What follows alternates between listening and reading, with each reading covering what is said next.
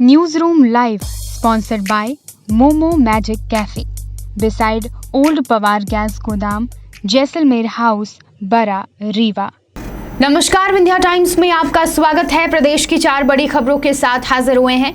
पहली खबर की बात करते हैं। मध्य प्रदेश सरकार पर कर्ज बढ़ता जा रहा है और अब एक बार फिर से मध्य प्रदेश सरकार कर्ज लेने जा रही है। वित्त विभाग ने 2000 करोड़ रुपए का नया कर्ज लेने के लिए नोटिफिकेशन जारी कर दिया है। यानी मध्य प्रदेश सरकार एक बार फिर से कर्ज लेगी 2000 करोड़ रुपए का। सरकार यह कर्ज 1 सितंबर को बाजार से 5 साल के लिए लेगी। वित्त मंत्री का कहना है कि यह कर्ज प्रदेश में चल रही सरकारी योजनाओं को पूरा करने के लिए लिया जा रहा है। जानकारी के मुताबिक सरकार कोरोना के चलते जो आर्थिक स्थिति बिगड़ी है उसको सुधारने के लिए हर संभव प्रयास कर रही है और सरकार ने यह तय किया है कि बड़े डिफॉल्टर से बकाया करोड़ों रुपए वसूल करने के लिए रियायत दी जाए और इसको लेकर मुख्य सचिव ने सभी विभागों की रिपोर्ट भी मांगी है। दरअसल बड़े बकायादार या चक्रवृद्धि ब्याज या पेनाल्टी लगाने के कारण सरकार बकाया जमा नहीं कर रही है और ऐसे डिफॉल्टर्स को राशि जमा करने में रियायत देकर सरकार डूबे धन से राजस्व बढ़ाने पर फोकस कर रही है। और इससे साफ है कि सरकार उपचुनाव और नगरीय निकाय चुनाव से पहले अटके हुए कामों को रफ्तार देने के लिए कर्ज का सहारा ले रही है। मध्य प्रदेश सरकार ने 13 जुलाई को 2000 करोड़ रुपए का कर्ज बाजार से लिया था और अब फिर से 2000 करोड़ का कर्ज शिवराज सरकार लेने जा रही है। अभी तक की बात करें तो मध्य प्रदेश सरकार पर अब तक 53,335 करोड़ का कर्ज हो चुका है मध्य प्रदेश सरकार पर। इसमें 1,54,000 करोड़ का कर्ज खुले बाजार का है। जो बाकी कर्ज हैं सरकार को पावर बॉन्ड सहित अन्य बॉन्ड का कंपनसेशन का 7,360 करोड़ है।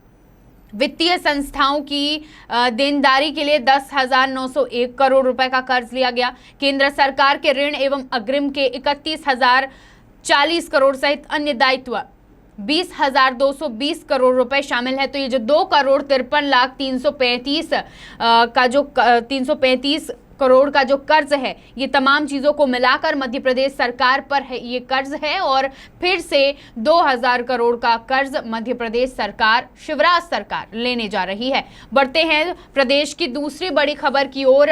मध्य प्रदेश के मुख्यमंत्री शिवराज सिंह चौहान का एक बड़ा बयान सामने आया है और ये बयान उन्होंने कहा है कि हमारी सरकार के खिलाफ अभियान चलाया जा रहा है। ऐसे तत्व मौजूद हैं समाज में जो सरकार को तोड़ने की कोशिश कर रहे हैं। सरकार के खिलाफ भ्रम फैलाया जा रहा है और हमारी सरकार को तोड़ना चाहते हैं। ये बयान मुख्यमंत्री शिवराज सिंह चौहान का है। इसके अलावा उन्होंने ये कहा है कि इन सब चीज़ों से हम विचलित नहीं होंगे। एमपी को आइडल प्रदेश बनाया जाएगा। मुख्यमंत्री शिवराज सिंह चौहान ने बीजेपी दफ्तर में कुशाभाऊ ठाकरे जनशताब्दी वर्ष पर आयोजित कार्यक्रम में वह बोल रहे थे और उस दौरान उन्होंने ये बयान दिया। मुख्यमंत्री का इशारा प्रदेश में हो रही घटनाओं को लेकर है।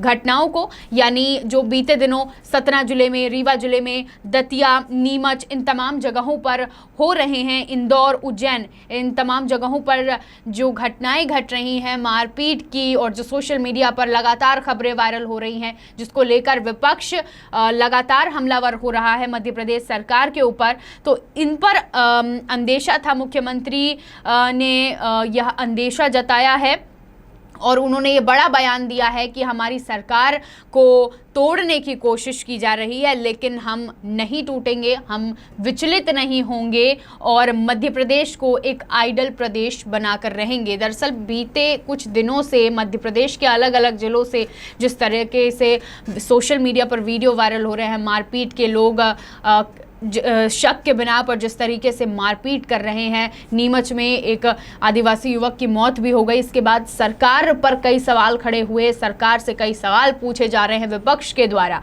अब इसको लेकर मुख्यमंत्री शिवराज सिंह चौहान का ये बयान सामने आया है कि हमारे खिलाफ साजिश हो रही है, हमारी सरकार को तोड़ने का प्रयास किया जा रहा है लेकिन हम नहीं टूटेंगे। बढ़ते हैं प्रदेश की तीसरी बड़ी खबर की ओर। रीवा जिले से है। रीवा जिले के शाहपुर थाना अंतर्गत पहाड़ी गांव में कार्य करते समय बिजली कंपनी के आउटसोर्स कर्मचारी की करंट लगने से मौत हो गई। दरअसल ये कोई पहला मामला नहीं है। रीवा जिले में पहले भी काम करते वक्त आउटसोर्स कर्मचारी की मौत माफ़ कीजिएगा, आउटसोर्स कर्मचारी ऐसी दुर्घटना का शिकार हो चुके हैं और कर्मचारियों के अधिकार के लिए मध्य प्रदेश में रीवा जिले में अगस्त क्रांति भी हुई और उनके हक के लिए, उनके अधिकारों के लिए मध्य प्रदेश के युवा समाज सेवी सड़क पर उतरे। लगातार मांग की जा रही थी कि उनकी सुरक्षा को ध्यान में दिया जाए, जो बिजली कंपनी है वो ध्यान दे, प्रशासन ध्यान दे। कई ज्ञापन सौंपे गए, लेकिन शायद इन तमाम ज्ञापनों को नज़रअंदाज किया गया, इतना ध्यान नहीं दिया गया और उसका नतीजा यह फिर से सामने आया कि बिजली कंपनी के आउटसोर्स कर्मचारी की मौत हो गई। काम करते वक्त सुरक्षा के जो उपकरण हैं वो कर्मचारियों को उपलब्ध नहीं कराए जाते हैं, जिसके कारण ऐसी दुर्घटनाओं के शिकार होते हैं कर्मचारी। इस हादसे के बाद गुस्साए परिजनों ने नेशनल हाईवे 135 पर शव रखकर चक्का जाम किया। जब चक्का जाम की खबर पुलिस तक पहुंची तो पुलिस प्रशासन मौके पर पहुंचा। काफ़ी समझाइश के बाद परिजनों का गुस्सा ठंडा हुआ, परिजनों को समझाइश दी गई और ट्रैफिक को बहाल किया गया। इस दौरान जानकारी के मुताबिक 8 लाख की सहायता राशि परिजनों को देने पर आश्वासन दिया गया है और इसके बाद मृतक के शव को मऊगंज सिविल अस्पताल में पीएम कराने के बाद परिजनों को सुपुर्द कर दिया गया है। हादसे में जांच चल रही है। मृतक के शव को पीएम कराने के बाद परिजनों को सौंपने के बाद परिजनों के आरोपों के आधार पर सब स्टेशन में तैनात कर्मचारियों के बयान लिए जाएंगे। साथ ही स्थानीय जेई और एई से पूरे मामले के बारे में जानकारी ली जाएगी और इस पूरे मामले की जांच होगी। लगातार समाज सेवियों द्वारा आउटसोर्स कर्मचारियों के हक की लड़ाई लड़ी जा रही है।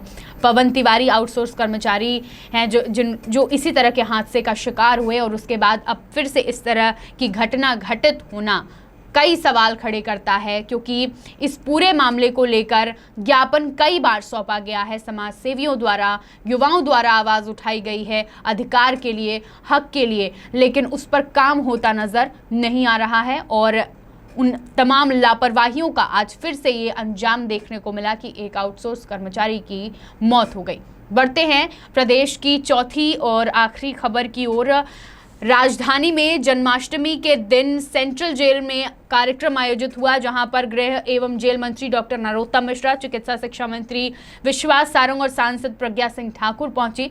यहां पर नरोत्तम मिश्रा ने सजा याफ्ता कैदियों को राहत दी है। 30 दिन की सजा माफ करने की घोषणा गृह मंत्री ने की है। उन्होंने स्पष्ट किया है कि ये जो राहत है, ये जो सज़ा माफ़ी मिली है वो गंभीर मामलों के कैदियों को नहीं मिलेगी। कार्यक्रम की शुरुआत में महिला कैदियों ने अतिथियों का स्वागत किया और यहाँ पर सांसद प्रज्ञा ठाकुर ने वाटर कूलर की जेल में मांग की और साथ ही जेल की बंद कैंटीन को दोबारा शुरू करने की मांग गृह मंत्री नरोत्तम मिश्रा से की है। यहाँ पर नरोत्तम मिश्रा ने ऐलान किया है कि सांसद की दोनों मांगे मानी जाएंगी, दोनों मांगे मानने का ऐलान किया है और जो कैदी हैं उनकी 30 दिन की सजा माफ करने का भी ऐलान जन्माष्टमी के मौके पर गृह मंत्री नरोत्तम मिश्रा ने किया है। आज की 4 बड़ी खबरें। तमाम खबरों के लिए देखते रहिए विंध्या टाइम्स। बहुत बहुत धन्यवाद।